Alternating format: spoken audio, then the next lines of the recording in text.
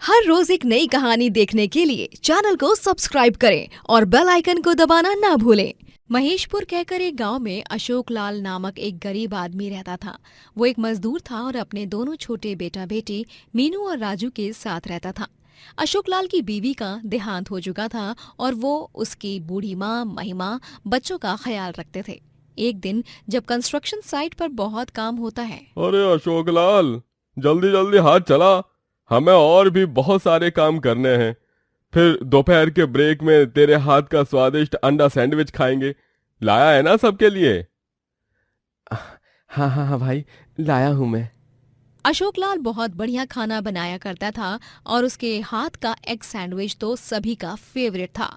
उसका स्वाद एकदम अलग और मजेदार था। लेकिन उस दिन अशोक लाल के पैरों पर ढेर सारे ईंट एक साथ गिरते हैं और उसका पैर बुरी तरह घायल हो जाता है। जब डॉक्टर को दिखाया जाता है तभी अशोक लाल, अब से तुम कहीं नहीं चलोगे। तुम्हें लगभग 3 से 4 महीनों तक अपने पैरों को आराम देना होगा। तुम्हें बहुत गहरी चोट आई है। अगर तुमने चलने की कोशिश की तो तुम्हारे पैरों की हड्डियां टूट जाएंगी। इसलिए तुम बस अपने दाहिने पैर से ही मूवमेंट करो। बाहिने पैर पर जरा भी आंच नहीं आनी चाहिए। 3 से 4 महीने, ये तो बहुत ही लंबा समय हो गया डॉक्टर साहब। मैं अपने परिवार को कैसे संभालूंगा? मेरे बच्चे, मेरी बूढ़ी माँ। कुछ ना कुछ तो तुम्हें करना ही होगा। लेकिन जो भी हो, अगर तुम्हारे पैरों को 3 से 4 महीने का रेस्ट नहीं मिला तो तुम्हारे पैरों की हड्डियां टूट जाएंगी या फिर तुम अपाहिज भी हो सकते हो। अशोक लाल अब बहुत डर चुका था। वो घर जाकर महिमा को ये पूरी बात बताता है। समझ ही में नहीं आ रहा है माँ कि मैं अब क्या करूं। एक तो मैं अपने पैरों से चल भी नहीं सकता और इतने सालों से मैं बस मजदूरी ही करता आ रहा हूं, इसलिए कुछ और तो मुझे आता ही नहीं है। अरे घबरा मत मुन्ना। अ, तू जो है बस अपनी सेहत पर ध्यान दे। हाँ, सब कुछ ठीक हो जाएगा। बाकी के कामों पर ध्यान देने के लिए मैं हूं ना यहाँ। चल, अब मैं मीनू और राजू के लिए कुछ खाने को बनाती हूँ। वो दोनों पाठशाला से आते ही होंगे। अशोक लाल बहुत उदास था क्योंकि वो अब कोई काम नहीं कर सकता था और अब हर वक्त इसी बात की चिंता सता रही थी उसे कि अब वो अपने बच्चों और बूढ़ी माँ को कैसे संभालेगा। एक दिन जब उसका दोस्त पिंकू उससे मिलने आता है तभी वो उससे कहता है। पिंकू, कोई ऐसा काम हो जो सिर्फ घर बैठे ही किया जाए तो मुझे बता देना भाई। मुझे अपने परिवार को संभालना है, उनकी देखरेख करने वाला और कोई नहीं है मेरे अलावा। ये ले, ये मैंने एग सैंडविच बनाया है। अशोक लाल पिंकू को एक सैंडविच देता है जिसे खाकर पिंकू कहता है। अरे वाह यार अशोक लाल, तेरे हाथों में तो एकदम जादूगर जैसा जादू है। क्या टेस्टी एग सैंडविच बनाया है तूने यार। आइडिया भाई, तू ये एग सैंडविच ही बेचने लग जाना। इससे तो वैसे भी तू बैठे बैठे बना ही सकता है। अपने घर के आंगन में एक ठेला लगाकर बहुत ही आसानी से तू एग सैंडविच बनाकर बेच सकता है। क्यों माँ जी, सही कह रहा हूं ना? हाँ हाँ, पिंकू बिल्कुल सही कह रहा है मुन्ना। तू अंडा सैंडविच बनाकर बेचेगा तो तेरे वक्त भी बीत जाएगा और तुझे मुनाफा भी हो जाएगा। ठीक है, फिर तय रहा। अब मैं अपना एक छोटा सा एग सैंडविच ढाबा खोल कर रहूंगा। अशोक लाल अपने घर के आंगन में ही एक छोटा सा एग सैंडविच ढाबा खोलता है। पिंकू उसकी खूब मदद करता है और अशोक लाल एग सैंडविच बनाकर बेचने लगता है। धीरे धीरे उसके ढाबे पर ग्राहक आने लगते हैं और उन्हें वो एग सैंडविच बहुत अच्छा लगता है और वो सभी उसे बड़े ही मजे के साथ खाते हैं।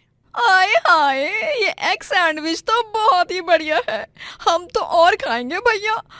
वो भी चीज और ढेर सारा मसाला डालकर। अरे अशोक लाल, तुम्हारे पैर इतनी गंभीर चोट लगने के बाद भी तुम अपने परिवार को संभालने के लिए यहाँ आंगन में एग सैंडविच बेच रहे हो।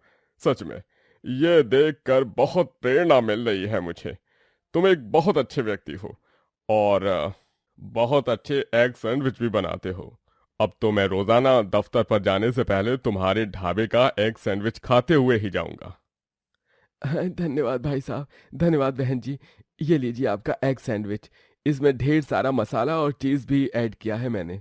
अशोक लाल अपने ग्राहकों संग बहुत ही अच्छे से और खुशी से पेश आता है। वो रोज अच्छे खासे पैसे कमाने लगता है और उन पैसों को वो अपने ढाबे के ड्रॉर में रखता था। उसका पड़ोसी बल्लू बहुत ही लालची व्यक्ति था। उसकी नज़र अशोक लाल के ढाबे के पैसों पर ही होती है। जब अशोक लाल अपने घर पर खाना खाने के लिए जाता है, तभी बल्लू चुपके से आकर उसके ढाबे के ड्रॉर में रखे सारे पैसे चुरा कर ले जाता है। ऐसा रोजाना होने लगता है। आज तो दिन भर बहुत सारे ग्राहक थे, फिर भी इतने कम पैसे कैसे? खैर, जितनी कमाई हुई है उसके लिए बहुत बहुत धन्यवाद भगवान जी। अशोक लाल उस बात पर इतना ध्यान नहीं देता। पैसे कम हो रहे थे, लेकिन अशोक लाल को समझ नहीं आ रहा था कि ऐसा क्यों हो रहा था। वहीं बल्लू अब रोजाना अशोक लाल के ढाबे से पैसे चुराने लगता था। एक दिन अशोक लाल बल्लू को पैसे चुराते समय रंगे हाथ पकड़ लेता है। बल्लू, तेरी हिम्मत कैसे हुई मेरे ढाबे में घुसकर पैसे चुराने की? बेशरम कहीं का, चल दफा हो जा यहाँ से। और आइंदा से अगर तू यहाँ पर दिखाई दिया ना तो मुझसे बुरा कोई नहीं होगा, समझ गया ना तू, चोर कहीं का। अशोक लाल सबके सामने बल्लू पर चिल्लाता है और इसीलिए बल्लू को बहुत शर्मिंदगी महसूस होती है। घर जाकर बल्लू अपनी खिड़की से अशोक लाल को एग सैंडविच बनाकर बेचते हुए देखता है और वो गुस्से से आग बबूला हो चुका था। इतनी बुरी बेइज्जती की है तूने मेरी अशोक लाल के बच्चे, तुझे तो मैं सबक सिखा कर ही रहूंगा। बहुत खुश होकर एग सैंडविच बेच रहा है ना तू? अब देखना, तेरे इस एग सैंडविच के कारण ही तुझे लोग पकड़ पकड़ कर मारेंगे। बल्लू एक बहुत ही खतरनाक साजिश रचता है। वो फिर से दोपहर के समय अशोक लाल के ढाबे में जाकर उसके एग सैंडविच में कील मिलाता है और वहां से रफू चक्कर हो जाता है। अब देखना, इस कीले से भरे एग सैंडविच को लोग जब खाएंगे तभी उनके गले कट जाएंगे और अशोक लाल को कड़ी से कड़ी सजा मिलेगी, तब जाकर मुझे शांति मिलेगी। बहुत बेइज्जती करने का शौक है ना तुझे अशोक लाल? अब देख तेरी उस भूल का अंजाम।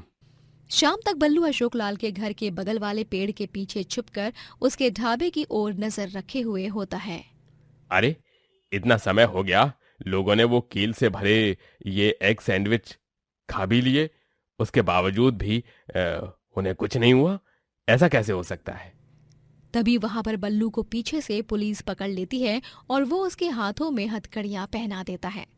क्यों बल्लू, तुझे क्या लगा तू हमारे पापा से पंगा लेगा और हम तुझे इतनी आसानी से बख्श देंगे? बिल्कुल नहीं। हमने तुझे एग सैंडविचेस में कील भरते हुए देख लिया था और तुरंत उसका वीडियो फोन में रिकॉर्ड कर लिया था। ये देखो पुलिस अंकल। राजू और मीनू सभी को वो वीडियो दिखाते हैं जिसमें बल्लू एग सैंडविच में ढेर सारी नुकीली कील भर रहा होता है। पहले तो तूने मेरे ढाबे पे पैसों की चोरी की और अब ये, तुझे तो कड़ी से कड़ी सजा मिलनी चाहिए। और नहीं तो क्या, निगौड़ा कहीं का। इसका तो जेल में मार मार कर भरता बना देना इंस्पेक्टर साहब। शाबाश मीनू और राजू, तुम दोनों की बहादुरी से आज कितनों की जान खतरे में जाने से बच गई। बल्लू को गिरफ्तार करके ले जाया जाता है और अशोक लाल अपने एग सैंडविच ढाबे से खूब पैसे कमाता है और 3 से 4 महीने बाद जब उसका पैर ठीक हो जाता है तब भी वो एग सैंडविच ही बेचता है और ढेर सारे पैसे कमाकर खूब सफलता प्राप्त करता है। पार्थ शहर में एक अच्छी पोस्ट पर जॉब करता है। वहीं गांव में उसके माता पिता यशोमती और बलराज रहा करते। पार्थ के ऑफिस में एक अंग्रेजन क्लाइंट आती है जिसका नाम लीजा होता है। वो कुछ दिनों के लिए शहर में रहने आई होती है। दोनों रोजाना मिलने लगते हैं और मिलते मिलते यूं ही उन दोनों को एक दूसरे से प्यार हो जाता है। पार्थ उसे प्रपोज करता है और दोनों मंदिर में अग्नि को साक्षी मानकर शादी कर लेते हैं और गांव में वीडियो कॉल करते हैं। तभी नमस्ते माई जी, पप्पू जी। ओफो लीजा, पप्पू नहीं पापा जी। ओ सॉरी पापा जी। कैसी है तुम दोनों? सब बढ़िया है ना? सेहत कैसी है? पार्थ बेटा, हम बीमार थे तो क्या हुआ? तूने हमें वहाँ बुलाना जरूरी क्यों नहीं समझा? हम तो तेरे माता पिता है ना। और सारी भारतीय लड़कियां छुट्टी पर चली गई थी क्या, जो तू ये अंग्रेज लड़की लीजा इसे अपनी बीवी बना लाया घर पर? पापा, लीजा और मैं एक दूसरे से बहुत प्यार करते हैं। प्लीज हम दोनों के रिश्ते को एक्सेप्ट कर लीजिए ना, प्लीज। हाँ हाँ चल, अब ज्यादा बन मत। जुग जुग जियो तुम दोनों। हमारी जरूरत पड़े तो बोल देना। वैसे भी तू तो हमें अपने पास कभी बुलाएगा नहीं। हाँ हाँ, और नहीं तो क्या। माँ, ये शहर है, यहाँ के तौर तरीके गांव से बहुत अलग हैं। अरे तू यहाँ के प्रदूषण भरे वातावरण में नहीं रह पाएगी।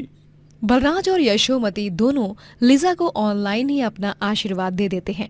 लिजा और पार्थ दोनों शहर में एक खुशहाल शादीशुदा जीवन गुजारने लगते हैं।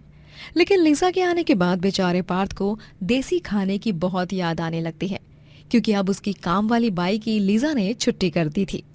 उसे ना चाहते हुए भी रोजाना अतरंगी अतरंगी नामों वाले अंग्रेजी डिशेस खाने पड़ते, जिनसे उसका ठीक से पेट भी नहीं भरता। ये है लंदन की special dish bangers and mash.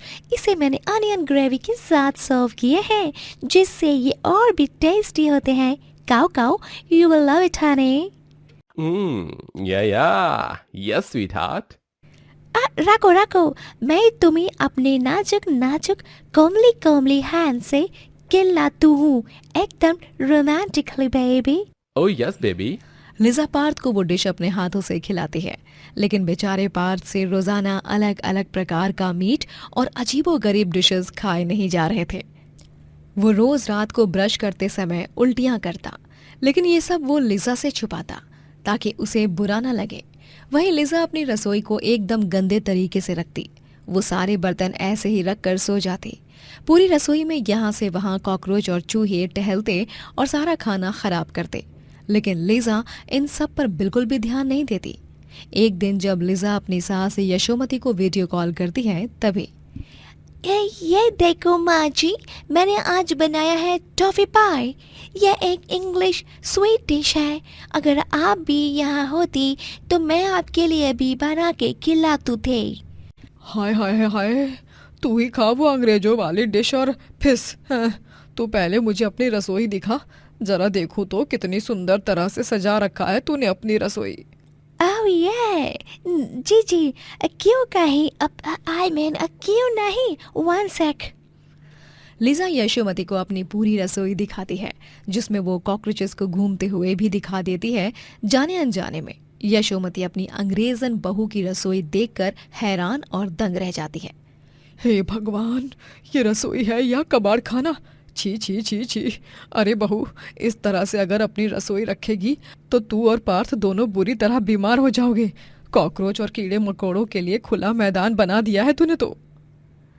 माँ जी, आप भी ना ज्यादा ही ओवर प्रोटेक्टिव हो रही है। It's all right, cockroaches and mosquitoes are so yummy. I just love them. एक लपड़ लगाऊंगी, सारा नशा उतर जाएगा। अब तू अंग्रेज नहीं रही, एक भारतीय बहू है, तो तू उस हिसाब से रहना सहना सीख ले बहू, और अपनी रसोई को एकदम चकाचक रखा कर, वरना मैं वहां पर आकर तेरे गाल लाल कर दूंगी। रंग से नहीं, अपने इन हाथों से। हाँ, हथौड़े समान हाथों से। ओके माँ जी, अंडरस्टूड। लिजा यशोमती की कही गई बातों पर जरा भी ध्यान नहीं देती है और वो अपनी रसोई को बहुत गंदा रखती है। कभी कभी मसाले में स्वाद आए इसीलिए कॉकरोच या कीड़े को भी कढ़ाई में डाल देती है। इन सब से उन दोनों की तबीयत बुरी तरह खराब हो जाती है और वो दोनों बहुत बीमार हो जाते हैं। यशोमती और बलराज को जब ये सब पता चलता है, तब वो झट से ट्रेन में बैठकर शहर आ जाते हैं और घर आने के बाद, क्यों री अंग्रेजन बहू, तुझे मैंने समझाया था ना, देख लिया क्या नतीजा हुआ मेरी बात ना मानने का। सच में तुम दोनों का कुछ नहीं होगा। आई एम सॉरी माँ जी, प्लीज हम दोनों को ठीक कर दो। डॉक्टर को बुलाने के पहले हमने आपको बुलाया है माँ, प्लीज अब हम दोनों को आप ही ठीक कर सकती हो। पार्थ के पापा, जाइए जल्दी से, मैं जो लिस्ट लिख के दे रही हूँ वो सारा सामान लेकर आइए। हाँ, नीचे के दुकान से। हाँ यशोमती। यशोमती बलराज को सामग्री की लिस्ट लिख कर देती है। बलराज वो सारा सामान लाने चला जाता है और उस सामान को लाने के बाद यशोमती अपने देसी गांव के नुस्खों को अपनाकर लिजा और पार्थ को काढ़ा और अलग अलग प्रकार का खाना बनाकर खिलाती है, जिससे उन्हें बहुत राहत मिलती है और वो 3 दिनों में एकदम फिट और फाइन हो जाते हैं। तभी पार्थ उनसे कहता है, माँ अब आप और पापा यहीं रहो, क्योंकि मैं अंग्रेजी खाना नहीं खा सकता। हाँ माँ जी, मुझे भी इंडियन फूड कैसे बनाते हैं वो सीखने हैं। आपसे बहुत कुछ सीखने हैं मुझके। Please don't go, stay here. ठीक है बच्चों, हम यहीं रहेंगे। यशोमती अब अपनी अंग्रेज बहू लिजा को रसोई एकदम साफ करके चमका कर दिखाती है और तो और अब वो रोजाना उसे इंडियन खाना भी बनाना सिखाती है। लिजा इंडियन खाना बहुत अच्छे से बनाने लगती है और सभी को वो बहुत पसंद आता है। वाह लीजा, क्या समोसे बनाए हैं यार तुमने तो। हाँ माँ, आप तो कमाल की टीचर निकली और लीजा तुम भी एक बेस्ट स्टूडेंट बन गई। Thank you. बहू, अब तुझे मैं रोजाना ऐसे ही भारतीय खाना बनाना सिखाऊंगी, जिसके बाद तू पूरी तरह से भारतीय हो जाएगी। हाँ, यशोमती बिल्कुल सही कह रही है, ये बहुत सही आइडिया है। यशोमती लिजा को साड़ी पहनना, पूजा पाठ करना और स्पष्ट हिंदी बोलना भी सिखाती है। इस तरह से लिजा एक अंग्रेजन से हिंदुस्तानी बन जाती है। कॉलोनी में कुकिंग कंपटीशन की घोषणा होती है, तभी यशोमती और लिजा दोनों उसमें पार्ट लेते हैं और उस कंपटीशन को जीतते हैं। सभी औरतें दंग रह जाती हैं। बाप रे, देखो तो ये लड़की एक अंग्रेज होकर भी इतना बढ़िया भारतीय खाना बनाती है, सच में मानना पड़ेगा। अंग्रेज होकर भी एकदम हिंदुस्तानी बहू लग रही है। इसकी सास ने इसे खूब अच्छे से बदला है। हमें तो ऐसे ही लगता है। हाँ हाँ, कुछ दिनों पहले तो इसके घर से रोज मीट की बदबू आती थी। अभी मीठे हलवे और मसालेदार खाने की खुशबू आती है। अभी इसकी रसोई भी दूर से चमकती है। यशोमती और लिजा को ये सब सुनकर बहुत आनंद आता है। वो दोनों ट्रॉफी को घर ले आते हैं। बलराज और पार्थ अब साथ में कारोबार करने लगते हैं और एक दिन दोनों सास बहू पार्थ और बलराज से कहते हैं, पार्थ, पापा जी, हमने सोचा है कि हम अपना एक छोटा सा ढाबा खोलेंगे। हाँ पार्थ, लीजा बहू बिल्कुल ठीक कह रही है। थोड़े समय में बहुत अच्छे से भारतीय खाना बनाना उसने सीख लिया है, और वो भी इतने अच्छे तरीके से। इसीलिए मैंने सोचा है कि हम दोनों सास बहू की जोड़ी मिलकर एक ढाबा खोलेंगे। वाह वाह यशोमती, लीजा बहू, ये तो बहुत ही अच्छा सुझाव है। हाँ माँ, ये तो बहुत ही सुपर्ब आइडिया है। आप दोनों जरूर खोलो अपना ढाबा। इनफैक्ट मैं और पापा भी आप दोनों की हेल्प करेंगे ढाबे को सेट करने में। इस तरह दोनों सास बहू मिलकर ढाबा खोलते हैं, जिसमें वो स्वादिष्ट खाना बनाते हैं और बेचते हैं। एक अंग्रेजन को इतना अच्छा देसी खाना बनाते देख सभी ग्राहक आश्चर्यचकित रह जाते हैं और थोड़े ही समय में लिजा बहुत फेमस भी हो जाती है। यशोमती और लिजा ढाबे से बहुत अच्छी कमाई करते हैं और दोनों सास बहू मिलकर खूब आगे जाते हैं। दोस्तों, अगर आपको ये कहानी पसंद आई तो लाइक करें, शेयर करें और कमेंट करके बताएं कि कहानी में आपको सबसे अच्छा क्या लगा।